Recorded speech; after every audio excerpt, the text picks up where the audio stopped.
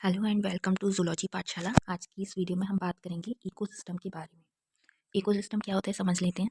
N ecosystem is a functional unit of nature where living organism biotic components interact with their physical environment biotic components to sustain life. क्या कह रहे हैं वो कि ecosystem जो है एक फंक्शनल यूनिट है जिसमें जो नेचर होता है, ठीक है, नेचर के जो कंपोनेंट्स हैं हमारे बायोटिक और अबायोटिक। बायोटिक वो हो गए जो उसमें लिविंग कंपोनेंट्स हैं, और अबायोटिक वो हो गए जो भी फिजिकल इन्वायरमेंट है, जैसे कि सनलाइट वगैरह हो गया हमारा, ठीक है ना। तो वो आपस में कैसे इंटरेक्ट कर रहे हैं लाइफ को आगे बढ़ाने के लिए या सस्टेन करने के लिए, ठीक है। Ecosystem operate through processes such as energy flow, nutrient cycle and ecological interaction, ensuring ecological balance. अब ये जो इकोसिस्टम्स हैं ये कैसे ऑपरेट होते हैं, कैसे काम करते हैं। कुछ प्रोसेसेस होते हैं इनमें, जैसे कि एनर्जी फ्लो होती है इनमें, न्यूट्रिएंट साइकिल जो है वो कंटिन्यू चलती रहती है, इकोलॉजिकल इंट्रैक्शन जैसे अभी बायोटिक और अबायोटिक कंपोनेंट्स के बताए, ठीक है। तो इनके ये सारे प्रोसेसेस होने की वजह से जो है इकोसिस्टम में एक इकोलॉजिकल बैलेंस कह लो, या वो इकोसिस्टम जैसे चल रहा है या जैसे बना हुआ है वो उस तरह से फंक्शनिंग कर पाता है, ठीक है। अगर हम स्ट्रक्चर ऑफ इकोसिस्टम देखें तो the structure of an ecosystem consist of biotic living and abiotic non living components. ये आपको डायग्राम दिखा रखा है। इकोसिस्टम है उसमें हमारे दो टाइप के फैक्टर्स आ गए, बायोटिक और अबायोटिक। अगर हम बायोटिक फैक्टर्स में देखें तो उसमें हमारे प्रोड्यूसर्स आ गए, कंज्यूमर्स आ गए, फिर डिकम्पोजर्स आ गए। अबायोटिक फैक्टर्स में देखें तो हमारे क्लाइमेट फैक्टर्स आ गए, एडाफिक फैक्टर्स आ गए, और टोपोग्राफिक फैक्टर्स आ गए। ये क्या होते हैं अभी हम समझेंगे। बायोटिक कंपोनेंट्स को देखें अगर हम, जिन्हें हम लिविंग ऑर्गेनिज्म, प्रोड्यूसर्स, कंज्यूमर्स या डिकम्पोजर्स भी कह सकते हैं, तो biotic components are classified into different categories based on their role in the environment. जो उनका रोल है, ठीक है, उनके हिसाब से उनको क्लासिफाई किया गया है कैटेगरीज में, ठीक है, इन उस इकोसिस्टम में, ठीक है। जैसे फर्स्ट है हमारे प्रोड्यूसर्स, या फिर ऑटोट्रॉप्स भी बोल सकते हैं। आपको पता है प्रोड्यूसर्स क्या होते हैं, हमारे जो ग्रीन प्लांट्स होते हैं। तो देखिए, green plants algae and cyanobacteria synthesize their food through photosynthesis and chemosynthesis. Green plants होते हैं, एल्गी होते हैं, और जो साइनोबैक्टीरियाज होते हैं वो अपना खाना खुद बना लेते हैं फोटोसिंथेसिस और कीमोसिंथेसिस की प्रोसेस से। They form the first trophic level in a food chain. Food chain अगर आप पढ़ेंगे तो उसमें जो फर्स्ट लेवल होता है हमारा, ट्रॉपिक लेवल जो होता है, उसमें सबसे पहले हमारे प्रोड्यूसर्स या ऑटोट्रॉप्स ही आते हैं जो अपना खाना खुद बनाते हैं, ठीक। अब सेकंड क्या है हमारे कंज्यूमर्स, जिन्हें हम हेट्रोट्रॉप्स भी बोल सकते हैं। Depend on other organism for food, classified into primary consumer, secondary consumer, tertiary consumer and omnivores. ये जो कंज्यूमर्स होते हैं ये दूसरे ऑर्गेनिज्म पे अपने फूड के लिए डिपेंडेंट होते हैं, ठीक है। इनको चार कैटेगरीज में हमने बांट रखा है, primary consumer, secondary consumer, tertiary consumer and omnivores. अब ओमनीवोर्स को अलग क्यों रखा है ये चीज़ देखते हैं। प्राइमरी कंज्यूमर्स क्या है, हमारे हार्बीवोर्स हैं। हार्बीवोर्स क्या होते हैं, जो हमारे प्लांट्स वगैरह खाते हैं या ग्रासेस वगैरह खाते हैं, ठीक है, feed on producers, for example deer और ग्रास ऑफर, ठीक। सेकेंडरी कंज्यूमर्स क्या है हमारे, कार्निवोर्स। कार्निवोर्स वो जो हमारे हार्बीवोर्स को खाएंगे वो हमारे कार्निवोर्स हो गए, ठीक है, feed on frogs, small fish, ऐसे ऐसे जो हमारे कार्निवोर्स होते हैं। ये जो हार्बीवोर्स को खाते हैं वो हमारे सेकेंडरी कंज्यूमर्स में आ गए। टर्शरी कंज्यूमर्स में हमारे जो टॉप कार्निवोर्स होते हैं, जो हमारे सेकेंडरी कंज्यूमर्स हैं, मतलब कि जो कार्निवोर्स हार्बीवोर्स को खा रहे थे ये उन कार्निवोर्स को खा रहे हैं, उन एनिमल्स को खा रहे हैं। तो ये हमारे टर्शरी कंज्यूमर्स हो गए, जैसे कि लॉयन हो गए, हॉक्स हो गए, ठीक है। अब ओमनीवोर्स अलग क्यों है, क्योंकि ये प्लांट्स भी खा लेते हैं और एनिमल्स भी खा लेते हैं, ठीक है। तो ये अलग कैटेगरी है ओमनीवोर्स की। अब इसमें क्या क्या एग्जांपल्स आ गए, जैसे ह्यूमंस, बियर्स, ठीक है। अब डिकम्पोजर्स की बात करें तो इन्हें हम सेप्ट्रोट्रॉप्स भी बोलते हैं, जैसे कि fungi and bacteria decompose organic matter and recycle nutrients in the ecosystem. जो न्यूट्रिएंट साइकिल होती है उसको बनाए रखने के लिए जो डिकम्पोजर्स होते हैं वो डिकम्पोजिशन का प्रोसेस करते हैं, ठीक है। अब डिकम्पोजर्स क्या क्या हो गए, हमारे जो सारे माइक्रो ऑर्गेनिज्म है, फंजाई, बैक्टीरियाज वगैरह हैं, वो हमारे जो ऑर्गेनिक मैटर है उसको डिकम्पोज करने का काम करेंगे और न्यूट्रिएंट साइकिल को मतलब चलाते रहेंगे, ठीक है ना। अब बात करते हैं अबायोटिक कंपोनेंट्स की, नॉन लिविंग फैक्टर्स की। These include climatic, edaphic factors. Climatic factors में हमारे जो लाइट, टेम्परेचर, वाटर वगैरह आ गया, एयर वगैरह हो गया, ये इन्फ्लुएंस करता है, ठीक है। अब एडाफिक सॉइल रिलेटेड फैक्टर्स होते हैं, तो सॉइल का टाइप कैसा है, मिनरल कैसा है, पीएच कैसी है, ह्यूमिडिटी कैसी है, वो हमारे प्लांट ग्रोथ को और न्यूट्रिएंट साइकिल को अफेक्ट करता है। तो ये चीज़ें भी हमारी जो है इकोसिस्टम में न्यूट्रिएंट साइकिल और इकोलॉजिकल बैलेंस को डिस्टर्ब कर सकती हैं अगर ये सही से ना रहें तो, ठीक है। अब एक टर्म आया था एनसीईआरटी में, अगर आप देखेंगे, स्ट्रेटिफिकेशन। तो ये क्या होता है, इसे पढ़ लेते हैं। Stratification is the vertical distribution of different species in a ecosystem based on resource availability such as light and temperature. अब ये जो स्ट्रेटिफिकेशन वर्ड होता है, ये एक वर्टिकल डिस्ट्रीब्यूशन को दर्शाता है, किसी भी स्पीशीज़ की, अलग अलग स्पीशीज़ की एक इकोसिस्टम में कैसी है उनकी, ठीक है, डिस्ट्रीब्यूशन, उनकी अवेलेबल रिसोर्सेज के मुकाबले, ठीक है, जितनी हिसाब से रिसोर्सेज अवेलेबल हैं उसके हिसाब से डिफरेंट डिफरेंट स्पीशीज़ कौन से डिस्ट्रीब्यूशन में है, कौन से लेवल पे है, ठीक है, तो वो स्ट्रेटिफिकेशन कहलाएगा। जैसे कि हमारा लाइट है, टेम्परेचर है। अब इसका इंपॉर्टेंस क्या होता है, reduce competition by allowing species to occupy different niches. अब मान लो किसी को ज़्यादा तेज़ टेम्परेचर चाहिए या ज़्यादा लाइट की ज़रूरत है, तो वो ऐसे एरिया में रहेगा जहाँ पे शेडिंग वगैरह ना हो, ठीक है, और वो मतलब वहाँ का एरिया ऑक्यूपाई कर पाएगा। तो उसके हिसाब से डिफरेंट डिफरेंट स्पीशीज़ को जो जो उनकी रिसोर्स की नीड होती है, उसकी अवेलेबिलिटी जो होगी रिसोर्स की जहाँ पे, वहाँ पे उस इकोसिस्टम में वो नीश को वो जो है ऑक्यूपाई करेगा, ठीक है, अपनी नीड के अकॉर्डिंगली, रिसोर्स नीड के अकॉर्डिंगली। तो वो स्ट्रेटिफिकेशन हो जाएगा, उसका डिस्ट्रीब्यूशन अलग अलग जगह पे हो गया, ठीक है। अब इससे क्या होगा, increase biodiversity and ensure efficient resource utilization. अब इससे हमारी जो बायोडाइवर्सिटी है उस इकोसिस्टम की, वो भी बढ़ी रहेगी, ठीक है, बढ़ती जाएगी। और जो हमारा रिसोर्स का यूटिलाइजेशन हो रहा है वो भी प्रॉपर वे में होगा। ये नहीं होगा कि कोई वेस्ट हो रहा है किसी स्पीशीज़ के द्वारा, नहीं, वो जो दूसरी स्पीशीज़ है वो अपने अवेलेबिलिटी के हिसाब से, नीड के हिसाब से उस रिसोर्स को यूटिलाइज कर लेगी। Maintains ecological stability by distributing species across layer. अब इससे क्या होगा कि स्पीशीज़ जो है लेयर बाय लेयर कह लो या लेवल बाय लेवल डिस्ट्रीब्यूट हो रही हैं, तो उससे जो है कि जो इकोलॉजिकल स्टेबिलिटी है वो बनी रहेगी हमारी, ठीक है। अब हम फंक्शनल एस्पेक्ट्स देख लेते हैं किसी इकोसिस्टम के, क्या फंक्शनल एस्पेक्ट्स होते हैं। An ecosystem functions through various interconnected processes including productivity, decomposition, energy flow and nutrient cycling. जो इकोसिस्टम है वो कई सारे इंटरकनेक्टेड प्रोसेसेस से मिलकर मतलब होते हुए जो है उसमें हो रहे हैं, और वो फंक्शन करता है उसकी वजह से। जैसे उसमें प्रोडक्टिविटी भी हो रही है, डिकम्पोजिशन भी हो रहा है, एनर्जी फ्लो भी चल रहा है और न्यूट्रिएंट साइकिल भी चल रही है। Each plays a crucial role in maintaining ecological balance. अब इन सारे प्रोसेसेस का अपना अपना एक बहुत महत्वपूर्ण रोल है जो इकोलॉजिकल बैलेंस को मेंटेन रखने में मदद करता है। सबसे पहले बात कर लेते हैं प्रोडक्टिविटी की। Productivity in an ecosystem refers to the rate at which energy is converted into organic matter by producers. Productivity किसी भी इकोसिस्टम में हम उसको बता सकते हैं कि किस रेट पे हमारी जो है एनर्जी जो है, ठीक है, वो ऑर्गेनिक मैटर से कन्वर्ट की जा रही है प्रोड्यूसर्स के द्वारा, ठीक है। प्रोड्यूसर्स जो है वो एनर्जी कितनी क्रिएट कर पा रहे हैं, कन्वर्ट कर पा रहे हैं, ठीक है। It determines the energy available for all organism in the food chain. जो एनर्जी है हमारी अवेलेबल फूड चेन में होने वाले, प्रेजेंट होने वाले सारे ऑर्गेनिज्म के लिए, उसको ये इंक्लूड करता है, या बताता है कि किस लेवल पे, किस ऑर्गेनिज्म पे कितनी जो है एनर्जी का डिस्ट्रीब्यूशन होगा या अवेलेबल रहेगी, ठीक है। अब टाइप्स ऑफ प्रोडक्टिविटी देखें हम अगर, तो सबसे पहले हमारी प्राइमरी प्रोडक्टिविटी। प्राइमरी प्रोडक्टिविटी में क्या होता है, rate at which autotrophs producers convert solar energy into chemical energy organic substances। अब प्राइमरी प्रोडक्टिविटी में जो हमारे ऑटोट्रॉप्स हैं, ग्रीन प्लांट्स हैं, वो सोलर एनर्जी जो ले रहे हैं उसको कैसे वो केमिकल एनर्जी या फिर किसी ऑर्गेनिक सब्सटेंस में चेंज कर रहे हैं, उसको हम प्राइमरी प्रोडक्टिविटी बोलते हैं, ठीक है। अब इसमें फर्स्ट है हमारी gross primary productivity, GPP. The total amount of energy captured by producers through photosynthesis. जो हमारी टोटल अमाउंट है, जो भी हमारा प्रोड्यूसर्स जो हैं, ग्रीन प्लांट्स जो हैं, उन्होंने जो एनर्जी कैप्चर करी, मतलब सनलाइट कैप्चर करी फोटोसिंथेसिस के द्वारा, ठीक है, और उससे जो ऑर्गेनिक मैटर बनाया, वो हमारा ग्रॉस प्राइमरी प्रोडक्टिविटी कहलाएगा, ठीक है। अब नेट प्राइमरी प्रोडक्टिविटी क्या होगा, the energy left after producers use some for respiration. इसका फॉर्मूला भी है कि नेट प्राइमरी प्रोडक्टिविटी जो होती है उसको कैसे निकाल सकते हैं हम, ग्रॉस प्राइमरी प्रोडक्टिविटी में से रेस्पिरेशन रेट को माइनस करके हम नेट प्राइमरी प्रोडक्टिविटी निकाल सकते हैं, ठीक है। एग्जाम्पल क्या हो गया, tropical rain forest have high net primary productivity while deserts have low net primary productivity. अब ये ऐसा क्यों कह रहे हैं, देखो, डेजर्ट में जो है प्लांट्स इतने ज़्यादा कह लो नहीं होते, ठीक है, और जो ट्रॉपिकल रेन फॉरेस्ट होते हैं वहाँ पे प्लांट्स का नंबर जो होता है या ऑटोट्रॉप्स का नंबर जो होता है बहुत हाई क्वांटिटी में होता है या हाई डाइवर्सिटी होती है, तो वहाँ की जो नेट प्राइमरी प्रोडक्टिविटी होगी वो ज़्यादा होगी, और जो डेजर्ट्स होंगे वहाँ की नेट प्राइमरी प्रोडक्टिविटी जो होगी वो कम होगी, ठीक है।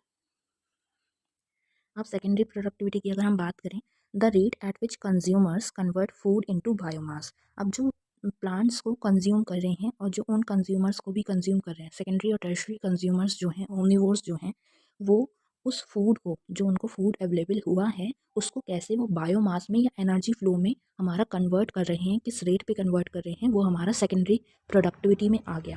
ठीक है, depends on the efficiency of herbivores, carnivores and decomposers in utilizing the energy obtained from food.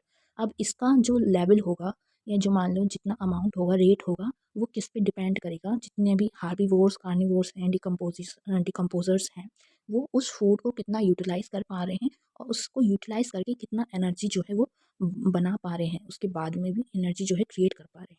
तो उससे हमारी सेकेंडरी जो है प्रोडक्टिविटी जो है पता चलती है। ठीक है, नेक्स्ट है हमारा डिकम्पोजिशन। डिकम्पोजिशन क्या होता है? Decomposition is the breakdown of complex organic matter into simpler substances releasing nutrient back into the ecosystem. इसमें क्या होता है, जो भी हमारे डिकम्पोजर्स होते हैं जैसे कि फंजाई, बैक्टीरियाज वगैरह, वो जो हमारा कॉम्प्लेक्स ऑर्गेनिक मैटर है उसको ब्रेक कर देते हैं सिंपलर सब्सटेंसेस में, जिससे कि हमारे जो न्यूट्रिएंट्स रिलीज हो वो दोबारा से हमारे इकोसिस्टम में चले जाएं और हमारी जो न्यूट्रिएंट साइकिल है वो जो है बनी रहे। This process is essential for nutrient cycle. Nutrient cycle के लिए ये प्रोसेस जो है असेंशियल होता है। ये आपको डिकम्पोजिशन साइकिल भी देखने के लिए मिल रही होगी यहाँ पे डायग्राम में। आगे देखते हैं, स्टेजेस ऑफ डिकम्पोजिशन पढ़ लेते हैं। सबसे पहला है हमारा फ्रेगमेंटेशन। फ्रेगमेंटेशन में क्या होता है, large organic matter for example dead leaves is broken into smaller pieces by decomposers, earthworm या फिर इंसेक्ट्स। जो लीव्स वगैरह हमारी पड़ी हैं, पेड़ पौधों की पत्तियाँ जो हमारी पड़ी हैं, ठीक है, जो ख़राब हो चुकी हैं, गल चुकी हैं, सड़ चुकी हैं, वो जो हैं छोटे छोटे स्मॉल पीसेस में हमारे जो अर्थवर्म वगैरह हैं, इंसेक्ट्स वगैरह हैं, वो उनको खा खा के छोटे छोटे पीसेस में कन्वर्ट कर देते हैं, डिकम्पोज कर देते हैं। ठीक है, अब सेकंड क्या है, लीचिंग। लीचिंग में क्या होता है, water dissolve soluble nutrients and carry them into the soil. अब मान लो जो वाटर है वो क्या करेगा, जो भी इन ऑर्गेनिक मैटर से जो भी न्यूट्रिएंट्स निकल रहे हैं जो वाटर सॉल्युबल होते हैं वो उनको एब्जॉर्ब कर लेगा, जो सॉइल में है वहाँ तक उनको ले जाएगा। वाटर जो है उन न्यूट्रिएंट्स को एब्जॉर्ब करके सॉइल तक ले जाएगा। ठीक है, अब थर्ड प्रोसेस क्या होगा, कैटाबॉलिज्म। कैटाबॉलिज्म में क्या होगा, micro organism, bacteria, fungi break down complex organic compounds into simpler forms. जो हमारे माइक्रो ऑर्गेनिज्म हैं जैसे हमारे बैक्टीरिया हो गए, फंजाई हो गए, वो इन कॉम्प्लेक्स ऑर्गेनिक कंपाउंड्स को सिंपलर फॉर्म्स में कन्वर्ट करेंगे। फोर्थ प्रोसेस क्या होगा, ह्यूमिनिफिकेशन। ह्यूमिनिफिकेशन में क्या होगा, जो भी हमारे some organic matter remains as humus which improves soil fertility. जैसे मान लो जो हमारे न्यूट्रिएंट्स ज़रूरतमंद होंगे वो तो हमारी जो है डिकम्पोजिशन की प्रोसेस में निकल गए, लेकिन जो बाकी हमारा ऑर्गेनिक मैटर बचेगा वो हमारे ह्यूमस की फॉर्म में वहीं पे ही सॉइल में ही रहेगा, जो कि हमारी सॉइल फर्टिलिटी को बढ़ाने के लिए वर्क करेगा। ठीक है, अब फिफ्थ पॉइंट क्या है, मिनरलाइजेशन। मिनरलाइजेशन में क्या होगा, micro organism convert organic matter into inorganic nutrients, for example nitrogen, phosphorus which are reused by plants. अब जो माइक्रो ऑर्गेनिज्म हैं वो जो इनऑर्गेनिक मैटर को किस में कन्वर्ट कर रहे हैं, ऐसे मतलब मिनरल्स में कन्वर्ट कर रहे हैं जो प्लांट्स के लिए ज़रूरी हैं, जैसे कि हमारे नाइट्रोजन हो गया, फॉस्फोरस हो गया। तो ये सारी चीज़ें जो न्यूट्रिएंट्स हमारे गए सॉइल में वो हमारे प्लांट्स जो हैं यूज़ कर लेंगे, और जो ऐसे मिनरल्स बनेंगे जो प्लांट्स के लिए यूज़फुल नहीं है वो हमारे न्यूट्रिएंट साइकिल या फिर और चीज़ों के लिए यूज़ हो जाएंगे। अब फैक्टर्स क्या क्या अफेक्ट करते हैं डिकम्पोजिशन की प्रोसेस को, टेम्परेचर एंड मॉइस्चर।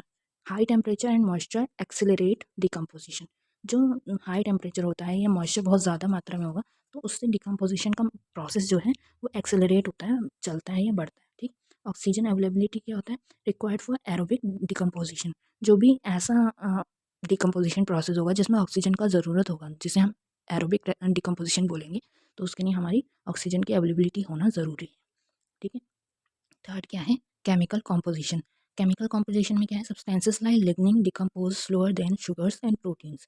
अगर जो सब्सटेंसेस हैं कुछ कुछ जैसे कि लिग्निन है वो डिकम्पोज होगा बहुत धीरे धीरे, अगर हम कंपेयर करके देखें उन्हें शुगर और प्रोटीन से। तो ठीक है, तो जो भी सब्सटेंसेस हैं उनका केमिकल कॉम्पोजिशन कैसा है वो भी डिपेंड करता है कि उनका डिकम्पोजिशन रेट कह लो या जो स्पीड है वो डिपेंड करेगी उन पे कि उनका केमिकल कॉम्पोजिशन कैसा है। ठीक है, अब एनर्जी फ्लो देख लेते हैं। इकोसिस्टम में एनर्जी फ्लो कैसे होता है, energy flow in an ecosystem is the transfer of energy from one trophic level to another. एक ट्रॉफिक लेवल से दूसरे ट्रॉफिक लेवल तक जो एनर्जी का फ्लो होता है किसी भी इकोसिस्टम में वो हमारा energy flow in an ecosystem कहलाता है। ठीक है, energy originate from the sun and moves through producers to consumers and decomposes। जो एनर्जी हमारी सन से ओरिजिनेट हो रही है वो पहले प्रोड्यूसर्स में जाएगी, प्रोड्यूसर्स से कंज्यूमर्स में जाएगी और कंज्यूमर्स से डिकम्पोजर्स में जाएगी। तो ऐसे करके हमारा एनर्जी का फ्लो जो है वो बना रहता है। की एस्पेक्ट्स क्या होते हैं एनर्जी फ्लो के, की एस्पेक्ट्स देख लेते हैं। पहला है हमारा यूनिडायरेक्शनल फ्लो। यूनिडायरेक्शनल फ्लो मतलब कि एक ही तरह में ये फ्लो में जो है डायरेक्शन में ये जो फ्लो जो है चलेगा, ठीक है। जैसे कि energy moves in one direction, sun से प्रोड्यूसर्स में, प्रोड्यूसर से कंज्यूमर्स में, कंज्यूमर से डिकम्पोजर्स में, ठीक है। और दूसरा क्या है हमारा ट्रॉफिक लेवल्स के हिसाब से भी हम एनर्जी फ्लो बता सकते हैं। जैसे कि each step in a food chain, producers, herbivores, carnivores, decomposers, कि प्रोड्यूसर्स में कितनी एनर्जी था, फिर उनसे हार्बीवोर्स में कितना एनर्जी फ्लो हुआ, फिर कार्निवोर्स में कितना एनर्जी फ्लो हुआ, कार्निवोर्स से डिकम्पोजर्स में कितना एनर्जी फ्लो हुआ। ऐसे करके हम ट्रॉपिक लेवल से भी बता सकते हैं एनर्जी फ्लो। और एनर्जी लॉस से भी हम बता सकते हैं, जिसे हम 10% लॉ भी बोल देते हैं।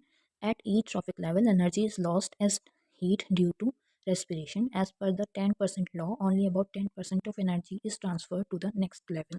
वो क्या कह रहे हैं कि जो ट्रॉफिक लेवल है उस पर जो ऑर्गेनिज्म हैं उनका रेस्पिरेशन रेट की वजह से जो लॉस हो रहा है हमारे एनर्जी का, उसको भी देखा जाएगा एनर्जी फ्लो में। और जैसे कि हमारा 10% लॉ बोलती है कि हमारी जो एनर्जी एक प्रोड्यूसर के पास है उसमें से 10% ही जो है वो हार्बीवोर्स के पास जाएगी, फिर उसकी 10% कंज्यूमर, उसकी 10% डिकम्पोजर। ऐसे करके सिर्फ 10% ही एनर्जी का फ्लो होता है हर लेवल पे। जैसे कि यहाँ पे एक एग्जांपल भी दे रखा है, मान लो सनलाइट हमें 100% मिल रही है प्लांट्स को, ठीक है। अब प्लांट से जो 1% एनर्जी है वो तो एब्जॉर्व कर ली, ठीक है। अब हार्बीवोर्स के पास 10% पहुँची, ठीक है, जो प्लांट की एनर्जी यूज़ हुई थी। अब उसके बाद कार्निवोर्स के पास जो हार्बीवोर ने एनर्जी क्रिएट करी 10% वो आई, ठीक है। तो ऐसे करके हमारा जो है फूड चेन जो चलेगा, ठीक है। अब फूड चेन और फूड वेब भी समझ लेते हैं थोड़ा थोड़ा, कि फूड चेन और फूड वेब में डिफरेंस रहना चाहिए पता। फूड चेन क्या होती है? A simple linear energy transfer, for example grass, rabbit, fox. Linear मतलब कि सिर्फ एक ही लाइन में या एक ही सर्किल में एनर्जी का ट्रांसफर हो रहा है, ठीक है। तो उसमें जो है वो फूड चेन कहलाती है। जैसे कि मान लो ग्रास को रैबिट ने खाया, रैबिट को फॉक्स ने खा लिया, तो ये एक ही लाइन में चला, ठीक है। अब फूड वेब क्या होता है? फूड वेब एक कॉम्प्लेक्स नेटवर्क है जिसमें काफ़ी सारी फूड चेन जो है आपस में कनेक्टेड रहती हैं, जिससे कि हमारा जो इकोसिस्टम है वो मोर स्टेबल रहे या उसकी स्टेबिलिटी मेंटेन रहे, ठीक है। जैसे मान लो ग्रास को ज़रूरी नहीं है सिर्फ रैबिट खाए, हो सकता है उसको डियर भी खा रहा हो, कोई और एनिमल भी खा रहा हो, ठीक है। अब उन 2-3 एनिमल्स को ज़रूरी नहीं है कि सिर्फ कोई एक ही एनिमल खा रहा हो, उनको भी 2-3 सेकेंडरी कार्निवोर्स कह लो या टर्शरी कार्निवोर्स कह लो, वो खा रहे होंगे, ठीक है। तो ऐसे करके हमारी ये फूड वेब और फूड चेन में डिफरेंस होता है, ठीक है। ये आपको डायग्राम से भी दिख रहा होगा। अब ट्रॉफिक लेवल्स देख लेते हैं। ट्रॉफिक लेवल्स कैसे होते हैं इकोसिस्टम में? A trophic level refers to an organism's position in a food chain based on its feeding relationship. जो एक ट्रॉफिक लेवल होता है वो किसी भी ऑर्गेनिज्म की पोजीशन को दर्शाता है उसकी फूड चेन में, उसके जो खाने की जो रिलेशनशिप है, ठीक है, खाना उसे कहाँ से मिल रहा है, कैसे अवेलेबल हो रहा है, उसके मतलब मुताबिक, ठीक है। It represents the flow of energy and nutrients from one level to another in an ecosystem. ये क्या करता है कि एनर्जी का फ्लो कैसा हो रहा है या न्यूट्रिएंट्स का फ्लो कैसा हो रहा है एक लेवल से दूसरे लेवल में, ठीक है, ट्रॉफिक लेवल में, इकोसिस्टम में, वो इसको रिप्रेजेंट करता है ये ट्रॉफिक लेवल्स जो होते हैं। अब डिफरेंट ट्रॉफिक लेवल्स कैसे कैसे होते हैं? फर्स्ट ट्रॉफिक लेवल में हमारे प्रोड्यूसर्स आ गए, ऑटोट्रॉफ्स आ गए, ठीक है, जिसमें हमारे प्लांट्स, एल्गी, फाइटोप्लैंक्टन्स जो होंगे वो अपना खाना खुद बना रहे होंगे, ठीक है, फोटोसिंथेसिस की प्रोसेस की वजह से, ठीक। अब ये क्या होते हैं? ये हमारे फूड चेन की फाउंडेशन होते हैं। फाउंडेशन मतलब कि अगर ये प्रेजेंट ना हो तो हमारी फूड चेन नहीं होगी, ठीक है। फॉर एग्जाम्पल इसमें हमारे क्या क्या आ गए? ग्रास आ गए, ट्रीज आ गए, एल्गी आ गई, ठीक है। सेकंड क्या है हमारा? सेकंड ट्रॉफिक लेवल हमारा जो है वो हमारा आता है प्राइमरी कंज्यूमर्स का, हार्बीवोर्स का। अब इसमें क्या आ गए? जो हमारे प्रोड्यूसर्स को कंज्यूम कर रहे हैं वो हमारे सारे ऑर्गेनिज्म हमारे सेकेंडरी ट्रॉफिक लेवल में आ गए, जिन्हें हम प्राइमरी कंज्यूमर्स बोल रहे हैं, ठीक है। जैसे कि हमारे एग्जाम्पल्स में डियर, रैबिट्स, ग्रास हॉपर या फिर जू प्लैंक्टन्स, ठीक है। जो हमारा थर्ड ट्रॉफिक लेवल होता है जिसमें हमारे क्या क्या आते हैं? सेकेंडरी कंज्यूमर्स आते हैं, जो कि हमारे कार्निवोर्स भी हो सकते हैं और ओमनीवोर्स भी हो सकते हैं। इसमें क्या होता है? ये जो हमारे प्राइमरी कंज्यूमर्स थे, जो हमारे हार्बीवोर्स थे, जो ऐसे ऑर्गेनिज्म थे, ऐसे एनिमल्स थे जो हमारे प्लांट्स को खा रहे थे, ये उनको खाते हैं। तो ये हमारे सेकेंडरी कंज्यूमर या फिर थर्ड ट्रॉफिक लेवल को बनाते हैं, ठीक है। इसमें ज़्यादातर हमारे कार्निवोर्स होते हैं, लेकिन कुछ कुछ केसेस में हमारे ओमनीवोर्स भी होते हैं, क्योंकि वो प्लांट्स भी खाते हैं और एनिमल्स भी खाते हैं। तो हो सकता है वो जो एनिमल्स खा रहे हैं वो हार्बीवोर्स हों, ठीक। तो इसमें हमारे क्या क्या आ गए? फ्रॉग, स्नेक, स्मॉल फिशेस या फिर हमारे जो फॉक्स होते हैं, ठीक है। फोर्थ ट्रॉफिक लेवल देखें हम, या फिर टेरिशरी कंज्यूमर्स का लेवल देखें, जिन्हें हम टॉप कार्निवोर्स भी बोल सकते हैं। इसमें जो हमारे लार्जर कार्निवोर्स आ गए, ठीक है, जैसे कि लॉयन वगैरह आ गए, ये जो हमारी जो प्राइमरी जो हमारे सॉरी सेकेंडरी जो हमारे कार्निवोर्स थे, ठीक है, कंज्यूमर्स थे, उनको फीड करते हैं, तो ये हमारे टर्शरी कंज्यूमर या फिर फोर्थ ट्रॉफिक लेवल को बनाते हैं, ठीक है। इसमें जो हमारे एनिमल्स होंगे या जो ऑर्गेनिज्म होंगे, उनका प्रीडिएटर प्रीडिएटर मतलब कि उनको शिकार करने वाला इतने ज़्यादा जानवर नहीं होंगे या इतना ज़्यादा उनसे कोई मतलब शिकार करने वाला कोई ताकतवर जानवर नहीं होगा जो उनका शिकार करे, ठीक है। ये शिकार करेंगे अपने से नीचे वाले जानवरों का, लेकिन इनको खाने वाले इतने जानवर या इतने ऑर्गेनिज्म नहीं होंगे, डिकम्पोजर्स ही होंगे, ठीक। तो इसमें हमारे क्या क्या आ गए, लॉयंस, ईगल या फिर शार्क्स।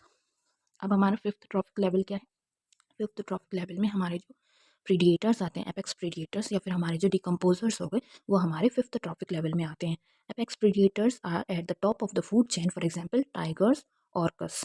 जो हमारे टाइगर्स हैं, ऑर्कस हैं, ये हमारे एपेक्स प्रीडिएटर आ गए। लेकिन जो हमारे टर्शरी कंज्यूमर्स हैं, ये उनको भी खा सकते हैं, ठीक है। तो ये उनका भी शिकार कर सकते हैं, इसलिए ये हमारे एपेक्स प्रीडिएटर्स में आ रही हैं। अब डिकम्पोजर्स क्या हो गए, अभी हमने बताया था फंजाई बैक्टीरियाज जो होंगे, वो जब ये ऑर्गेनिज्म मर गए या जो प्लांट्स वगैरह हैं वो मर गए, तो उन डेड ऑर्गेनिज्म को जो है ब्रेक डाउन करेगा सिंपलर कंपोनेंट्स में, इनके ऑर्गेनिक मैटर को, और जो न्यूट्रिएंट्स हैं उनको रिसाइकलिंग के लिए मदद करेगा, ठीक है। तो ये हमारा ट्रॉफिक लेवल्स हो गए। अब हम देखते हैं एनर्जी फ्लो और जो 10% लॉ थी वो क्या था। Energy decrease as it moves up the trophic levels, only 10% of energy is passed to the next level. जो एनर्जी होगी वो डिक्रीज होती जाएगी जैसे जैसे ट्रॉपिक लेवल बढ़ता जाएगा, मतलब सबसे ज़्यादा एनर्जी किस में होगी, प्रोड्यूसर्स में। फिर उससे 10% कम, 10% जो है वो जो हमारी गई हार्बीवोर्स में, फिर उसकी 10% गई सेकेंडरी कंज्यूमर्स में, ठीक है। और फिर उसकी 10% गई हमारी टर्शरी कंज्यूमर्स में, फिर उसकी 10% हमारी डिकम्पोजर्स वगैरह में गई, ठीक है। तो ऐसे करके 10% लेवल जो है चलता रहता है, डिक्रीज होती रहती है एनर्जी। अगर हम देखें तो plants capture 1000 kilo calories, herbivores receive 100 kilocalories, carnivores get 10 kilocalories and top predators get 1 kilocalories। तो आपको ये 10% दिख रहा होगा कि कम होता जा रहा है, कम होता जा रहा है, ठीक है। तो ऐसे करके हमारा एनर्जी जो है लेवल जो है वो डिक्रीज होती जा रही है। अब ये जो इकोलॉजिकल पिरामिड्स हैं इसको हम नेक्स्ट वीडियो में डिस्क्राइब करेंगे, तो आप इसका नेक्स्ट पार्ट ज़रूर देखिएगा इकोलॉजिकल पिरामिड्स पढ़ने के लिए। तब तक के लिए stay tune, thank you, like share and subscribe my channel.